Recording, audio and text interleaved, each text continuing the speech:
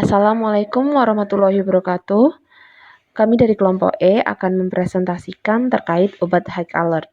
Adapun anggota kelompok kami, yang pertama ada Siti Ruqayyah, yang kedua ada Reni Setiawati, yang ketiga Rizka Maulina Yuwanita, yang keempat Widya Okta, dan yang kelima Suci Nuraini. Berikut adalah penjelasan dari kelompok kami. Selamat menyimak. Yang pertama ada pengertian obat high alert. Jadi pengertian obat high alert yaitu obat yang harus diwaspadai karena sering menyebabkan terjadinya kesalahan atau kesalahan serius, dan obat yang berisiko tinggi ini dapat menyebabkan ROTD atau reaksi obat yang tidak diinginkan. Jika terjadi kesalahan penggunaan, misalnya dosis, interval, dan pemilihannya, metode untuk mengurangi kesalahan tersebut yaitu meliputi beberapa strategi. Yang pertama, memperbaiki akses untuk mendapatkan obat. Kemudian, obat high alert menggunakan label peringatan atau peringatan otomatis, menggunakan standar untuk proses permintaan atau pemesanan, penyiapan, dan juga administrasi obat. Obat high alert menurut The Joint Commission merupakan obat yang mempunyai resiko paling tinggi yang dapat menyebabkan bahaya ketika salah dalam pemberiannya. Kemudian, berdasarkan Peraturan Menteri Kesehatan Republik Indonesia Nomor 1691 Menkes per 8 2011 tentang keselamatan pasien rumah sakit menyatakan obat-obat yang perlu diwaspadai yaitu misalnya high alert medication, yang merupakan obat yang sering menyebabkan terjadinya kesalahan atau kesalahan serius tersebut, atau bisa disebut dengan senitine event. Kemudian selanjutnya ada macam-macam obat high alert. Yang pertama ada golongan dengan golongan narkotika. Dengan nama obat, yang pertama fentanyl injeksi, kemudian morfin injeksi, kemudian ada kodipron sirup dengan sediaan sirup 60 ml dan sediaan kapsul.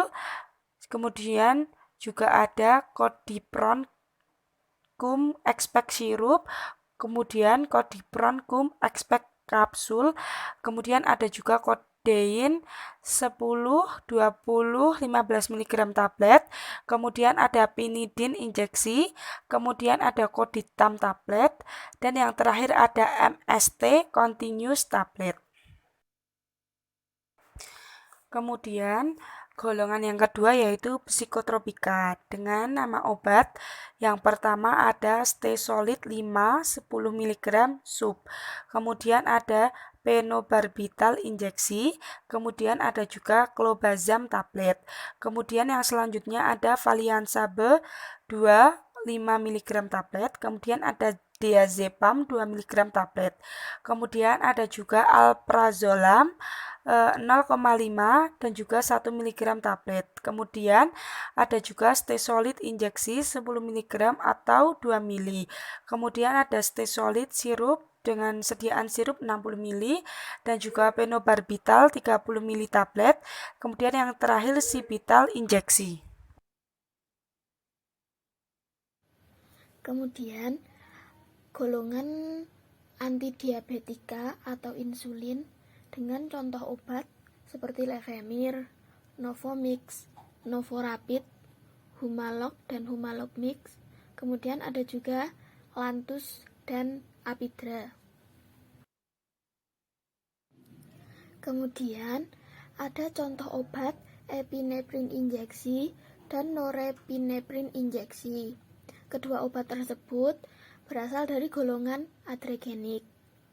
Dan kemudian ada juga golongan adregenik antagonis dengan contoh obat propanolol tablet dan ephedrine HCl injeksi.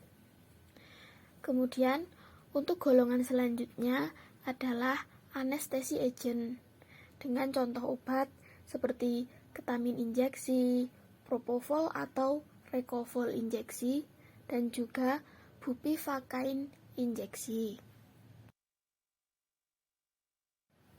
Kemudian ada juga dari golongan obat anti aritmia dengan contoh nama obatnya seperti lidocaine injeksi, amiodaron injeksi dan tablet, PHcaine injeksi, dan perdipin injeksi. Kemudian untuk contoh nama obat heparin atau Inviclot injeksi berasal dari golongan antitrombotic agent. Dan ada juga golongan neuromuscular blocking agent dengan contoh nama obat atracurium injeksi dan tramus injeksi. Macam obat high alert yang selanjutnya yaitu elektrolit konsentrat dengan nama obat NaCl 3%, infus KCl 7,46% dengan ukuran 25 ml, dextrose 40% dengan ukuran 25 ml, Maylon MgSO4 20% dengan ukuran 25 ml, matinol 20% untuk infus, dan calcium gluconase injeksi. Kemudian golongan obat high alert yang selanjutnya yaitu oksitocin dengan nama obat sintochinon injeksi.